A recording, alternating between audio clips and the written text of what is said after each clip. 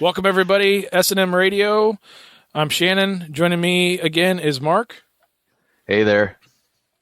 So tonight we told you, well, tonight we didn't tell you, we told you last month, and I think we told you a couple weeks ago what we're going to talk about this episode, and we are a little bit late, but I'll give everybody a little hint just in case you forgot. Sarah, be my bloody Valentine. That's right. My Bloody Valentine from 1981 is the movie we're going to talk about this week, or this episode. The classic Canadian horror movie, My Bloody Valentine. So yeah, this is a Canadian film, and you can tell by every character in there. It's every other line is hey there. They have that the whole thing going on there, just like the Mackenzie brothers and Strange Brew. But yeah, great Canadian film. Yeah, I was gonna say I don't know if it's quite the same as Strange Brew, but maybe not fully. I bet you there is as much beer consumed in My Bloody Valentine as was consumed in Strange Brew. Yeah, there's a lot of beer consumed in My Bloody Valentine. Actually, I was pretty surprised that there wasn't a scene where somebody went into a brewery with a mouse in a bottle trying to get a free case of beer. But it never happened in this film. But I think that probably was just it's probably a cut scene or something that we've never seen. Or somebody gets hit with a pickaxe in the gut and then they just explode and it's just giant mass of yellow fluid. Yeah. So yeah, a Canadian horror film. Yeah, we've I think we have to take a break from the Canadian horror movies because this is our second or third Canadian horror movie in a month. Is it 2 months? We did some more. We did Curtains. Oh, that's right. I'm trying to think if we did anything else. I know I've seen some Canadian horror over the past little bit.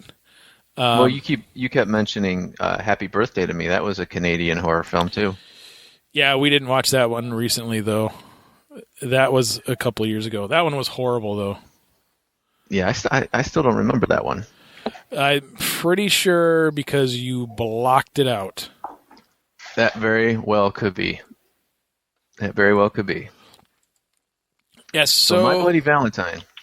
Yeah, so My Bloody Valentine, this falls into that whole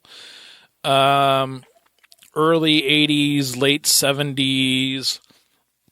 We have to be just like Halloween and have an awesome slasher movie category. And this, unlike a lot of those movies, is one of the good ones of that category. So you liked it? Yeah, I've always liked My Bloody Valentine. I always thought it was a good movie. Yeah, this is one of my definite favorite movies of the slasher era. I mean, it's not as good as Halloween, and Halloween to me is the number one slasher film, but this one really even as hokey as it is at times, it just really holds up. I think a lot of it has to do with the killer. And his suit and the gas mask and the pickaxe and having him hiding in the mines and stuff. I think it's very effective. Yeah, this one, I don't know if this one so much as a lot of the other ones of that same time frame where even Halloween was this way and Friday the 13th was this way, like we talked about the last episode, where they had an idea of something they wanted to do, because I know with Halloween it was I want to have babysitters and a killer, and with Friday the 13th it was I want to have this at a camp. And then after they had the initial idea, and then they were and then now we have to tie it to a holiday or a special day of the year. So I don't know if this movie was necessarily that way or not. It was. It actually was. Yeah, it's funny because I know we were talking about that, and it was basically, the studio they wanted a horror slasher film, and so they went and hired his first name escapes me, but the director Mihalka, and they basically decided let's call it My Bloody Valentine, and just to stick with the whole holiday trend, and with the slasher genre. And yep, exactly, just like Black Christmas, Halloween, and Friday the 13th, same thing. So yep, you're right on. And they just kind of they originally were calling it The Secret, and then they changed it to My Bloody Valentine.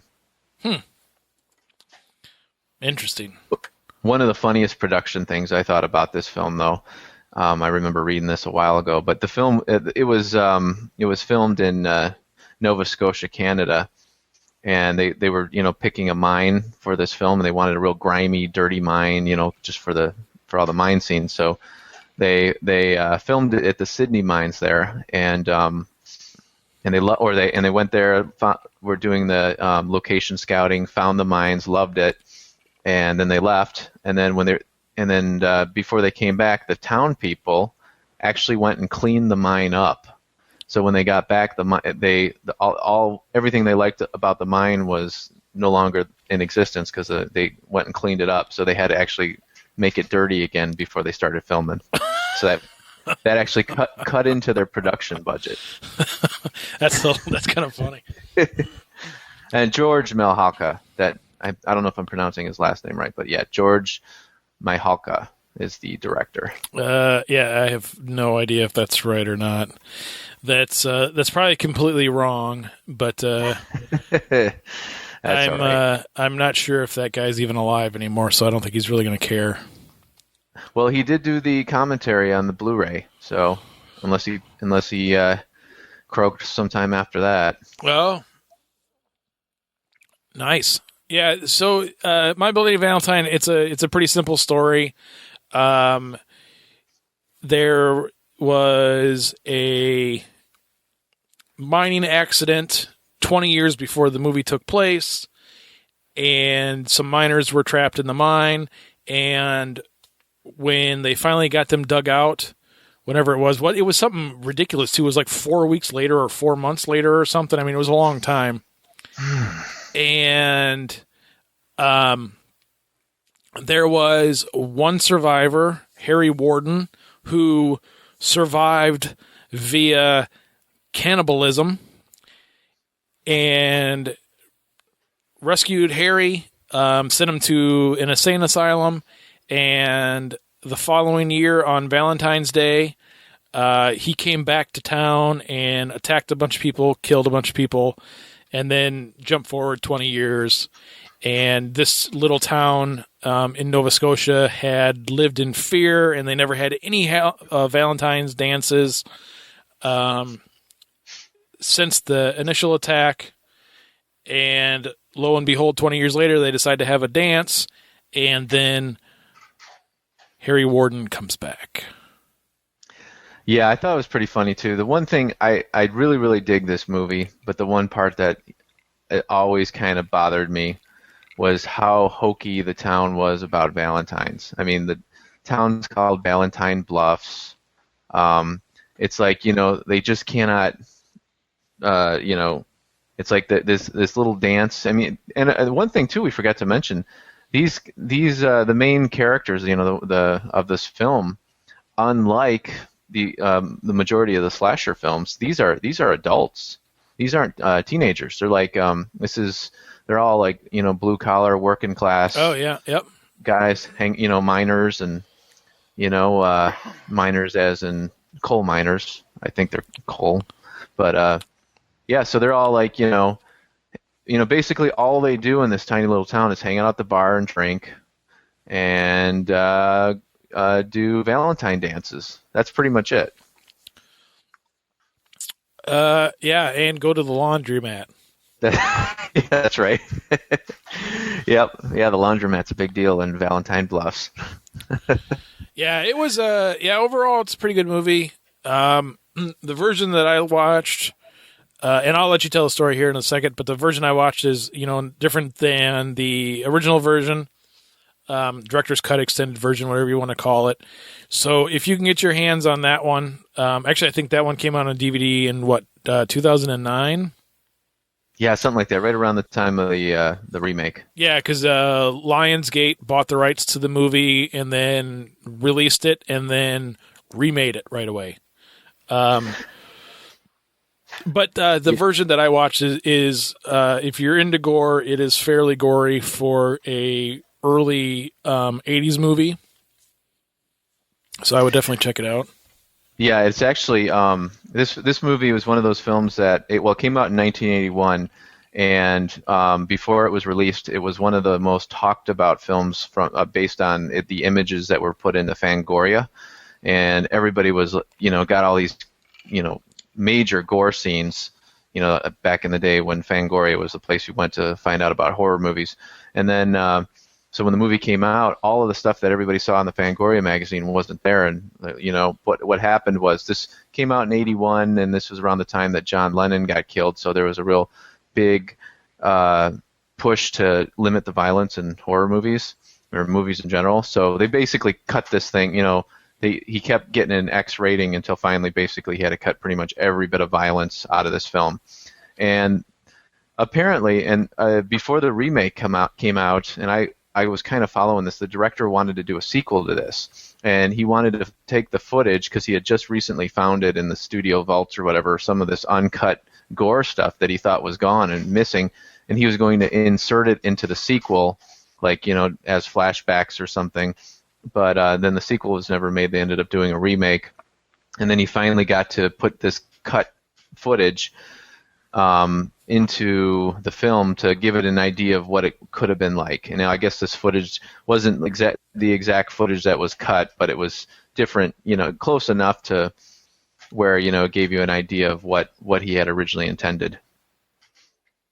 Yeah, I think I had read somewhere that originally they were trying to say like 9 minutes of the movie got cut out originally, but then they come back and said that like 2.5 or 3 minutes of the movie had been restored in the 2009 version, and then I've seen a couple of spots too where now they're saying too that is probably not all of the stuff that was cut from the original one, but pretty close to most of it. What that was cut.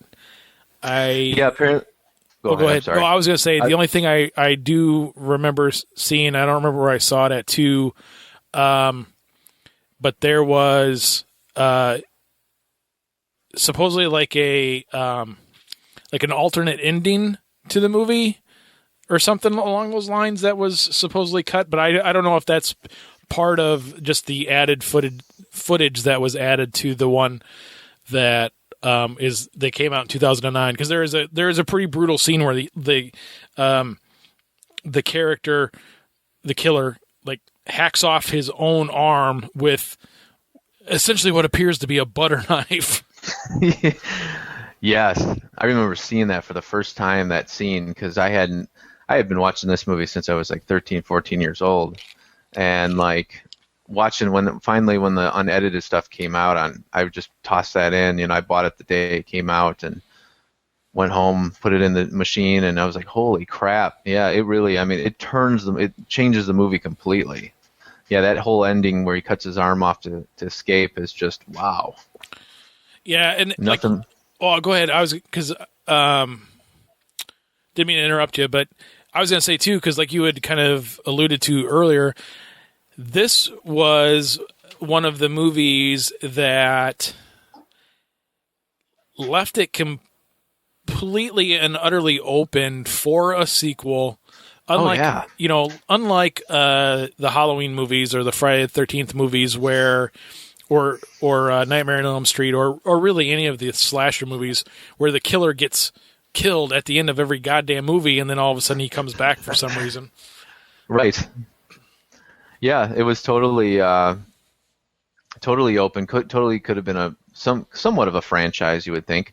I guess this original didn't do very well in the theaters, so I guess that's probably why it never got a sequel. But yeah, it surprises me. You get movies like the Silent Night, Deadly Night movies that there's like 5 or 6 of those, and we only got the remake in like '09 or whatever. So many years later. and even that doesn't have any sequels. So this is one movie I think this is one interesting storyline I think could have gone a little bit further, personally. Yeah, that's probably a whole episode in itself. Oh, The yeah. whole remake boom from well, hell, when was the first one? What was the first one? Was Texas Chainsaw the first remake? I think so. Yeah, that was like the first big one, I think. But And then came, was it Halloween? Or was it, because in the Halloween, Friday, Bloody Valentine, all of those kind of seem to come out right around within right, like a yeah. 5 or 6 year thing. And they they did a sequel well, they never really did like a direct sequel to Texas Chainsaw. They kind of did like a weird prequel thing. Yeah, that's right. The beginning. Then, Halloween had a direct sequel. But like Friday the 13th never had a direct sequel. And Nope. then the Nightmare on Elm Street movie didn't ever have a sequel. Which that one, I know me and you saw this one years ago in the movie theater. And when we saw it in the movie theater, I hated it. And then when it came out on video, I watched it, and then I loved it, which was weird. Really? Because that's the same exact thing that happened with Halloween 2. And I think we actually talked about Halloween 2, Rob Zombie's Halloween 2, during the Halloween episode last year. Right. But because that movie, every time I watch that movie, I hate it, and then I love it, and then I hate it, and then I love it. Yeah, but no, that one I never went back to. I never watched it again since we last saw it. Oh, really? Well, maybe you'll love it. I don't know. Maybe you'll be like me. It's my favorite one now. But with not to completely change subjects to Freddy Krueger, but the remake of Nightmare on Elm Street. The thing that I initially didn't like about it was that they so blatantly made like Freddy out to be this child molester, but then they tried to make you think that he was wrongfully killed, but then they were like, no, he's the child molester, and then they're like, no, he's not. Yes, he is. Yeah. No, he's not. Kind of thing. But then when I rewatched it, I was like, oh, that's brilliant, because then you're kind of like, oh my God, poor Freddy. Oh wait, I hate him. Oh, poor Freddy. Right. Yeah, that was the thing that you didn't know for sure if he was innocent or if he was guilty, and then you obviously find out that he's guilty. It was kind of a weird take on it, because that's not how you really saw him back in the original Freddy. Right. Yeah. Even though that's it was the same storyline, but it was just never presented that way. Right. Exactly. Yeah, you didn't think of it that way.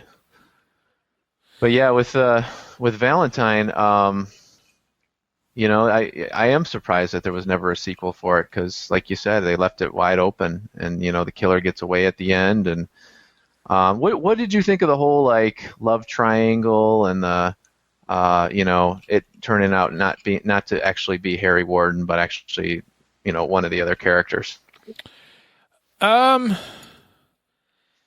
Yeah, that was a little weird, because that had absolutely nothing to do with the reason why the killer was the killer. Yeah. It was weird. Yeah, very strange. A little bit contrived, that he would become the killer. Yeah, right, because that's one of those things, too, where it was kind of... I don't know if the whole love triangle thing was in there to begin with, and then they were later on all right, this is what we're gonna make him be. This is why he's gonna be the killer here, and then later on they said, oh, that's a stupid ass idea. Yeah, it does. It seems like they just kind of tossed it together. Yeah, then they're like, oh, just film the kid under the bed. Throw it in there. Yeah. So the reason he's the killer is because he saw his dad get killed by the real killer, or the original killer. and then you find out that Harry Warden, who's the killer from that, the infamous killer, that he actually died in a mental institution several years before. So yeah, what'd you think? Another character I liked quite a bit was the old bartender guy. I thought he was kind of neat. He reminded me of Crazy Ralph from Friday the 13th. Oh, okay. Telling stories and warning everybody that Harry Warden's out there, and if you even think about having a Valentine's Day dance, damn it, you're getting killed. So you're like everybody's. Did he say you're doomed? Is that what he said? He said I think he said you're cursed. Cursed. Okay. Yeah, I thought the same thing. No, he calls him a fool. Oh, maybe he didn't. Or I don't know. He says something about a curse, I think. But yeah, he's a total Ralph character. Yeah, I think that should be a new rule in every slasher or horror movie. Is you should have the crazy old guy that just stands by the phone booth. Even though nowadays there's not phone booths anymore, and just like, you're doomed.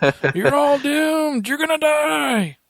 Now, thinking about these crazy characters, we've got this bar owner guy in this movie. Do you remember one of the very first warning characters that before even Crazy Ralph and before this guy? It's in one of the most classic horror movies of all times.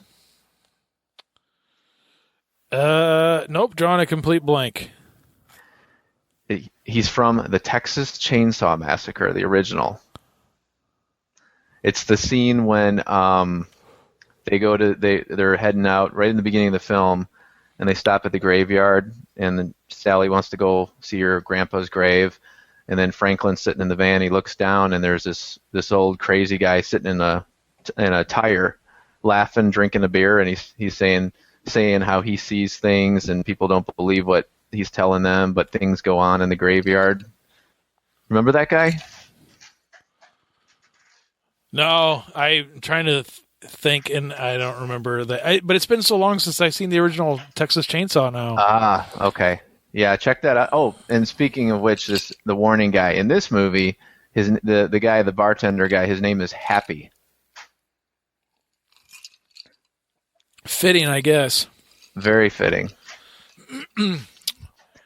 All right. Well, we probably should have said spoiler alert before somebody gave the entire ending of the movie away.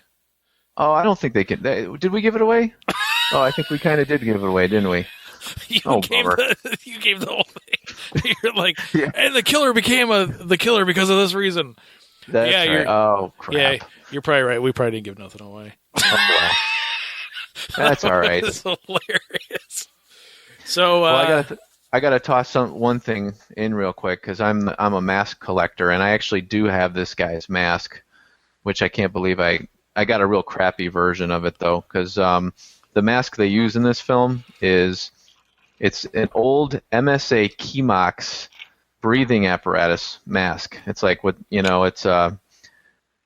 you can still get them on eBay, and if you get one intact, you're looking at like $200 for these things, and they come in a big wooden box, and they got like all kinds of crazy stuff inside it, these long hoses and this like thing that you attach to your belt and all that. Anyhow, for the movie, they kind of adjusted it, like ripped off one of the hoses, did a few little minor adjustments just to make it for the look right theatrically. But I actually picked one of these up. Used a really old, beat up one that was dirty as hell. It must have been in a mine. It was so dirty I had to wash it, and I don't even like putting it on my face. It's so dirty. But I do have one, and I think I spent like $30 on it, $30 to $50 or something. Have you ever? And I wouldn't mind giving it away as some sort of a prize for today's thing. Well, we could probably arrange that. Okay. Yeah, you got to come up with if we're gonna try to do another giveaway, and when at the time of this comes out, so this will come out next Thursday, which will be the 26th. I'm assuming at that point we will still have the Jason Voorhees from the Friday the 13th episode available. Now we'll have two things. But that one, if you have to go back and listen, that one's really simple. Send an email, voicemail, post on our Facebook page. What was Kane Hodder's favorite Friday the 13th kill? Not his favorite kill, because his favorite kill is from Hatchet. But up until Hatchet was made, what was his favorite kill? It happened in Friday the 13th Part 7. I know exactly what that kill is, too. It was heavily edited. It was also in Jason X. Oh, yeah, it was, wasn't it? It involved a sleeping bag. So, that is what you got to do to get the Friday the 13th little Jason Voorhees pop vinyl bobblehead looking guy, even though he's not a bobblehead. I don't know. What should we do to what do you want to do to for the mask giveaway? Let's see. I want to make it very difficult because I do have a hard time giving away masks, but at the same time I don't need it, and you don't like putting it on your face, and I don't like putting it on my face, so kind of defeats the purpose. Sounds like of having it. Wife during sex. So let's see here.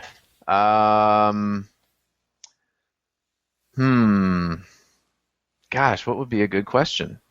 Would have to relate to this film, right? What is the beer that everybody drinks in My Bloody Valentine? You got to name that, because that you know you've seen the movie if you've seen that. The beer that is drank in My Bloody Valentine. Send us that, and then you'll win some creepy mask that's been on Mark's face. Actually, it's I hate putting it on my face. It's been in buried in a mine for years. I think it actually came in looked like a green army canvas bag, and when I took it out of that, there was so much dirt in that thing, and it smelled old. It smelled like 1956 or something. Ugh. It was a. I mean, you guys are in for such a treat. Oh, yes, you are. Yes, you are. You're going to get the real deal here, an actual mining mask that was in a mine. Actually, when I pulled it out in a puff of smoke, I was afraid it was going to be some sort of methane gas or something left in the pouch and going to blow up my basement. That sounds... Hey, you want to trade that for the Jason doll?